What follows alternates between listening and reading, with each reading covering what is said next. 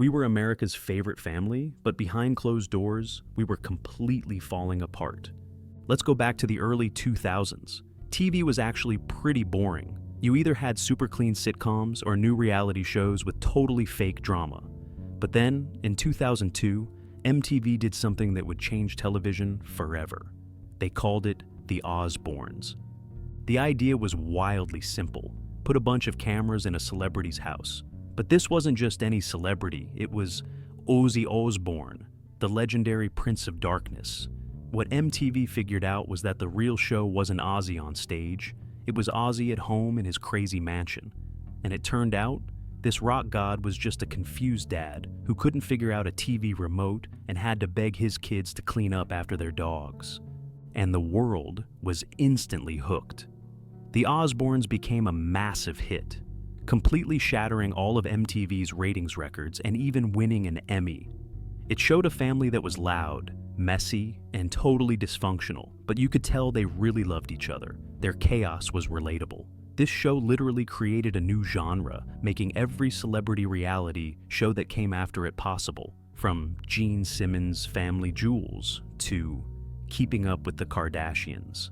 But nobody, not the network, and definitely not the family, could have predicted the insane price they would pay. They invented a new kind of TV, but they were about to become its first victims. At its peak, The Osbournes wasn't just a TV show, it was a global phenomenon. I mean, this family was everywhere. Ozzy went from a metal legend to a mainstream superstar loved by millions who had never even heard a Black Sabbath song. Their family arguments became famous catchphrases, and their fame got so big, even Ozzy called it unbelievable. This wasn't just rock star fame, this was something way more intense. As Kelly said, one day they were a normal family, and the next day it was like Beatlemania, except for the Osbournes. While the entire world was laughing at their crazy antics, the cameras didn't show the huge toll it was taking on them.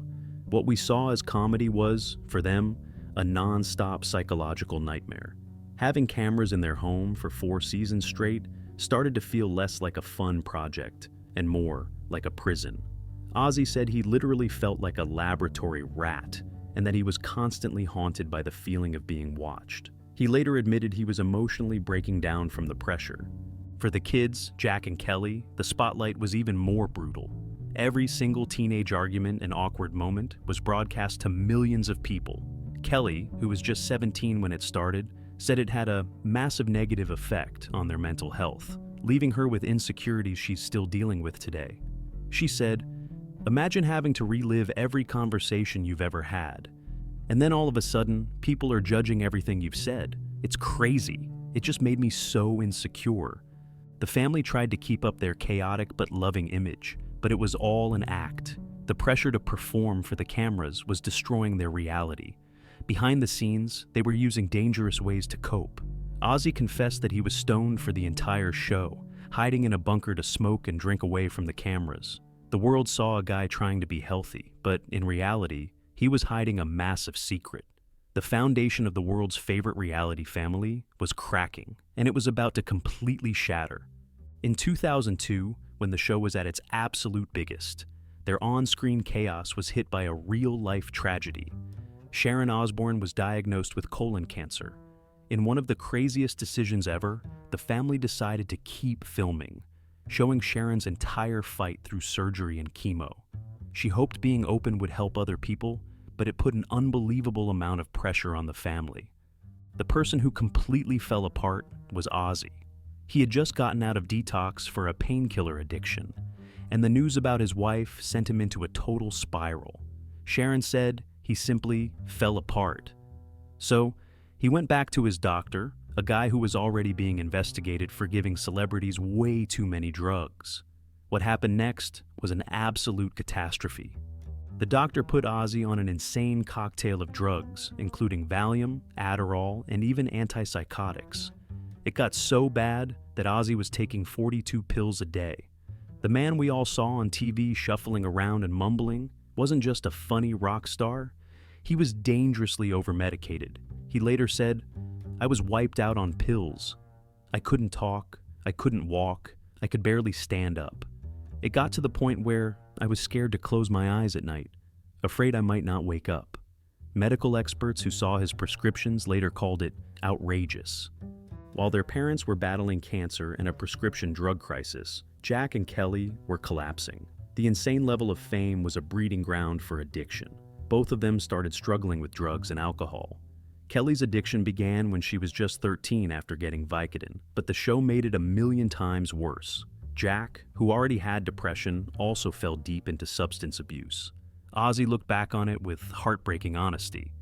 The kids paid for it. They all ended up doing drugs. Jack got clean and sober on that show.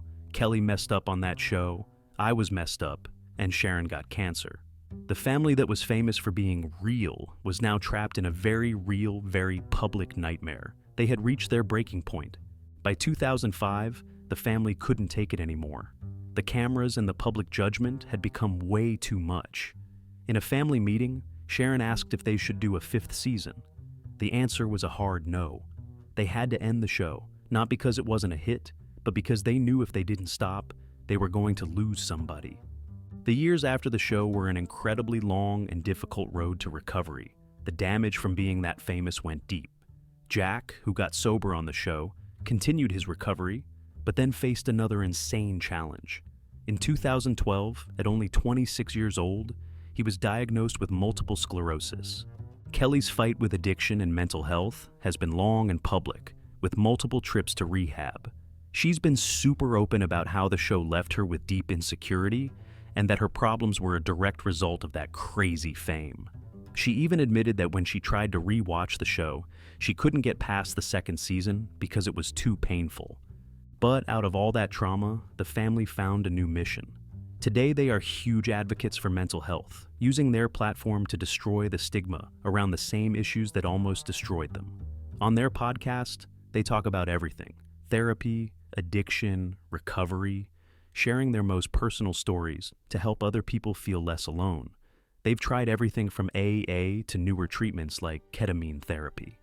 They have turned their pain into a way to help others, starting conversations that used to be taboo. This new chapter isn't about fame, it's about healing. The legacy of the Osbournes is insanely complicated. On one hand, it completely changed television, creating the blueprint for reality TV that has dominated for over 20 years. It turned Ozzy into a beloved icon and made his family one of the most famous on the entire planet. But on the other hand, their story is a massive warning about the true price of fame. It shows the devastating fallout when a family's life becomes content, their privacy gets deleted, and their struggles are turned into entertainment.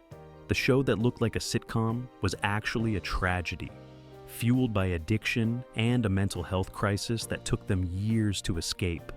Maybe Ozzy said it best. He wasn't sorry he did the show, but he knew they had to stop. But his biggest fear wasn't about losing fans. In his own words, "I'm not worried about losing my fans. I'm worried about losing my fucking mind." So, what do you think? Was the cultural impact of the Osbournes worth what it cost the family? Let us know in the comments.